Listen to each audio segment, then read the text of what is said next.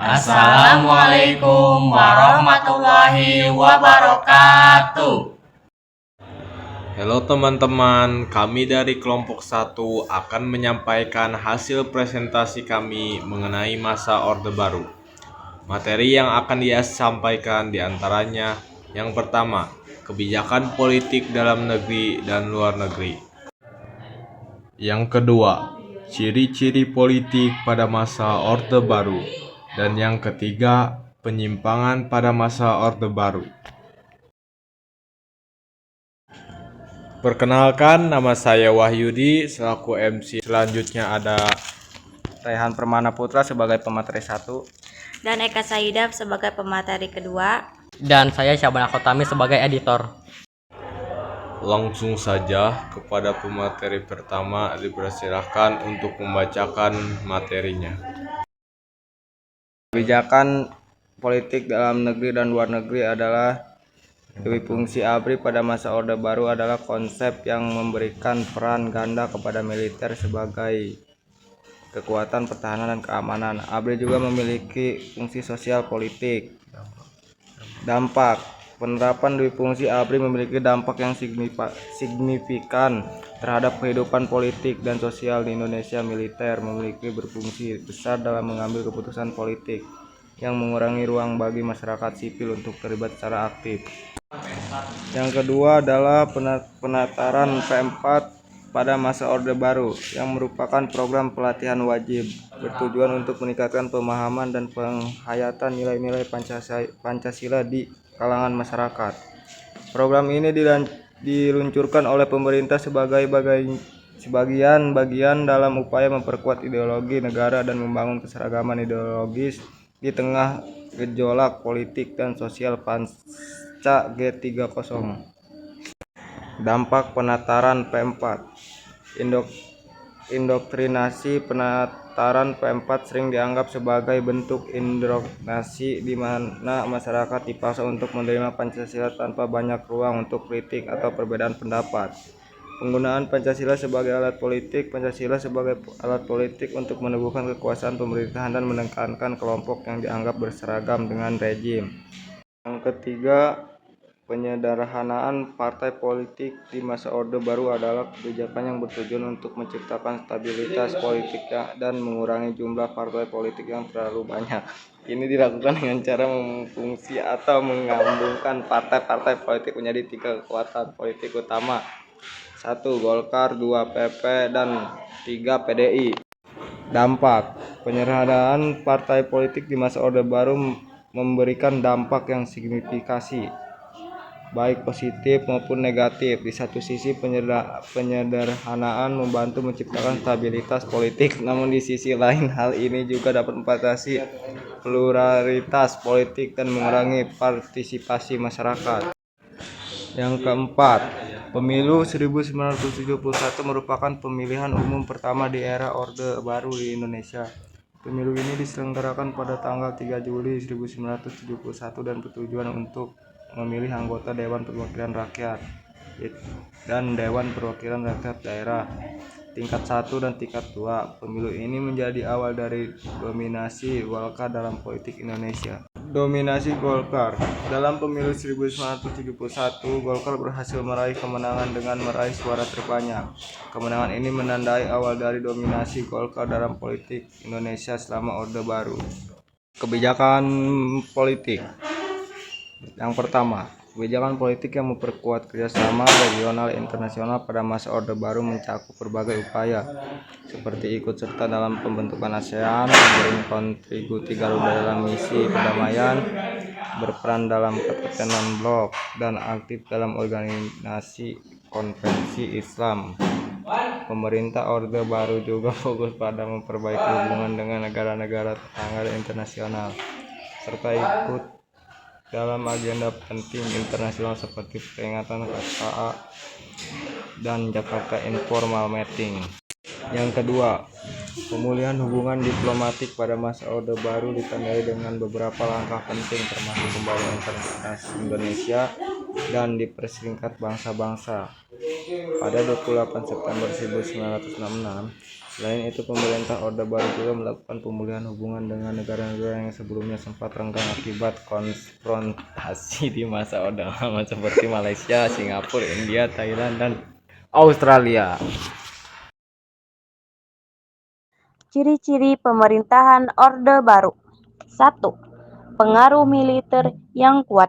Sebenarnya, peran militer pada masa Orde Lama sudah mendominasi, namun pada masa Orde Baru, militer terasa lebih kuat dikarenakan militer bukan hanya memiliki peran sebagai kekuatan pertahanan, tetapi juga sebagai kekuatan sosial politik, dan juga banyak anggota ABRI yang menjabat sebagai komisaris di perusahaan-perusahaan besar di Indonesia. 2. Pilihan politik yang dibatasi. Dari waktu ke waktu, konsep Orde Baru makin mempersempit partisipasi politik rakyat Indonesia. Misalnya, keikutsertaan 9 partai pada tahun 1971 berubah jadi hanya diikuti 2 partai, yaitu PPP dan PDI, dan 1 golongan karya Golkar pada tahun 1977. 3. Pembangunan negara yang masif. Pada era Orba, pemerintahan fokus untuk mensegerakan pembangunan infrastruktur fisik dan non-fisik.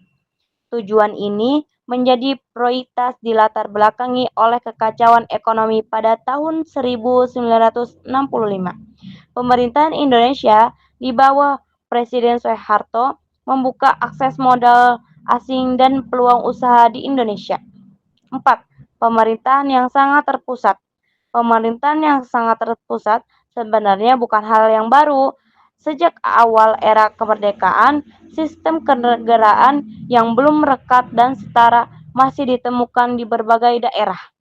Pemerintahan yang terpusat ini mengatur pemerintahan yang berlangsung di daerah, sehingga segala keputusan harus diambil berdasarkan rekomendasi dan izin dari pemerintahan pusat. 5. Pancasila menjadi asas tunggal negara. Pemerintahan Orde Baru menekankan bahwa Pancasila sebagai asas tunggal yang dimulai dengan adanya penyederhanaan partai politik di Indonesia. Pancasila dijunjung tinggi sebagai bentuk identitas dan antisipasi agar enggak terjadi lagi perkembangan ideologi yang memperbahayakan konstitusi negara Indonesia. 6. Penataran P4. P4 adalah pedoman penghayatan dan pengalaman Pancasila atau Eksprasatya Pancakarsa yang berfungsi menuntun dan jadi pegangan hidup untuk masyarakat Indonesia. Pedoman ini jadi pegangan berbangsa dan bernegara bagi masyarakat Indonesia. Penataran P4 disahkan dalam Ketetapan MPR No. 11 MPRS 1978 dimulai dari jajaran pegawai negeri dari taraf pusat hingga negara. Dan yang ketujuh, sektor usaha berkembang pesat. Kebijakan ekonomi pada era Orde Baru bisa terlihat jelas dari turunnya tingkat inflasi dan stabilnya nilai rupiah sebagai mata uang negara. Hal ini mendukung perkembangan industri manufaktur, produksi minyak yang makin meningkat karena eksplorasi dan perusahaan asing yang mulai beroperasi di Indonesia. Pada 10 Desember 1957, didirikan Pertamina sebagai perusahaan minyak negara tunggal yang menjadi pusat ekspansi nasional. Pada pertengahan 1980-an, penurunan harga minyak yang menyebabkan pergeseran ekonomi terhadap investasi swasta dan produksi juga ekspor barang manufaktur.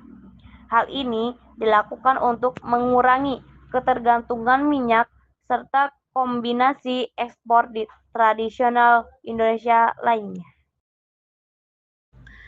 Penyimpangan pada masa Orde Baru. 1. Pembatasan hak-hak rakyat, di mana pemerintahan Orde Baru membatasi hak-hak dasar rakyat seperti kebebasan berbicara, berkumpul, dan berekspresi. Kritik terhadap pemerintah seringkali disikapi dengan tindakan represif. Kedua, pemusatan kekuasaan di tangan presiden. Presiden Soeharto memegang kekuasaan yang sangat besar dan terpusat. Lembaga-lembaga negara lainnya lemah dan kurang berfungsi secara efektif sebagai penyeimbangan kekuasaan. Ketiga, pemilu yang tidak demokratis. Proses pemilihan umum pemilu selama Orde Baru dinilai tidak demokratis dan cenderung dimanipulasi untuk memastikan kemenangan pemerintah. Oposisi politik dikengkang dan diberi ruang yang sangat terbatas. Keempat, pembentukan lembaga ekstrakonstitusional. Pemerintah membentuk lembaga-lembaga di luar konstitusi yang berfungsi untuk memperkuat kekuasaan dan menekan lawan politik. Lembaga-lembaga ini seringkali beroperasi di luar pengawasan publik. Yang kelima, korupsi, kolusi, dan nepotisme KKN. KKN menjadi fenomena yang sangat menonjol selama Orde Baru.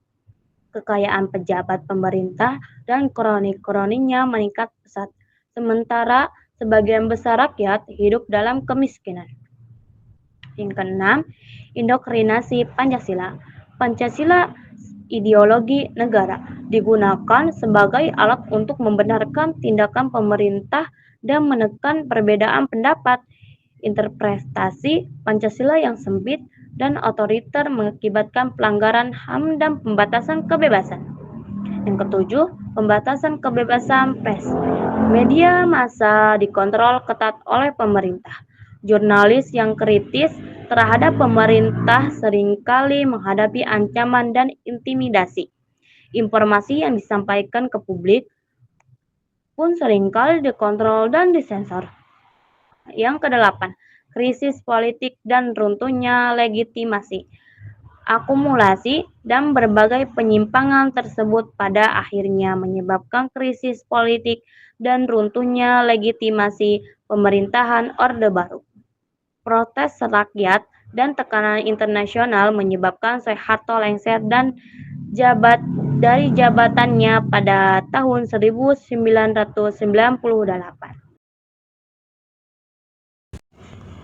Mungkin cukup sekian dari kelompok kami, kurang lebih mohon maaf. Saya selaku MC atau moderator izin undur diri. Wabillahi taufiq wal hidayah. Wassalamualaikum warahmatullahi wabarakatuh.